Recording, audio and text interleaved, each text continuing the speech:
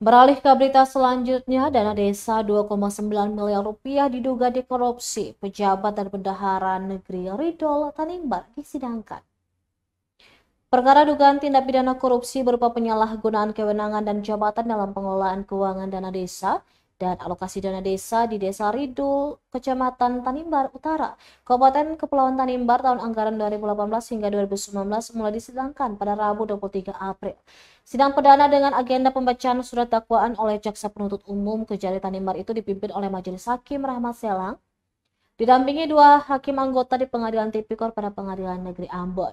Dua terdakwa dalam perkara ini adalah pejabat Kepala Desa Ridol periode 2018-2019 Domingus Salakai dan Marlin Yunet Mehen yang disebut sebagai bendahara desa tahun 2018-2019. Dalam pembacaan surat dakwaan, JP menyatakan bahwa para terdakwa telah menyuruh melakukan atau terus serta melakukan perbuatan melawan hukum dengan menggunakan ADD dan DD Desa Ridol tahun 2018-2019 yang tidak didukung dengan bukti tidak terdapat realisasi kegiatan atau pengadaan barang fiktif, melakukan markup pada item belanja serta tidak sesuai dengan anggaran pendapatan dan belanja negara atau APBN tahun anggaran 2018-2019. Total anggaran DD dan ADD yang dicarikan di Desa Ridol mencapai 2,9 miliar 888 juta 664.528 rupiah. Akibat perbuatan tersebut, negara dirugikan sebesar 252 juta 641.557 rupiah. Keduanya dijerat dengan pasal utama yakni pasal 2 Ayat 1 junto pasal 18 ayat 1, 2, dan 3 Undang-Undang Nomor 31 tahun 1969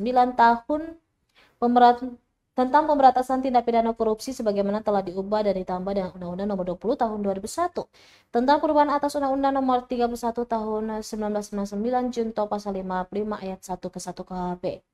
Sedangkan untuk pasal subsidiar yakni pasal 3 ayat 1 junto pasal 18 ayat 1, 2, dan 3 Undang-Undang Nomor 18 tahun Undang-Undang Nomor 31 tahun 1999 sebagaimana diubah dan ditambah dengan Undang-Undang Nomor 20 tahun 2001 junto pasal 55 ayat 1 ke 1 KHP.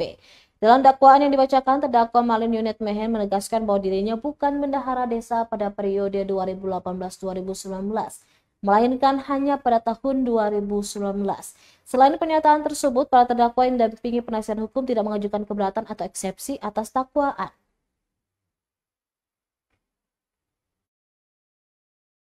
Tutup dan dijadwalkan kembali pada Rabu 30 April 2025 dengan agenda pemeriksaan saksi.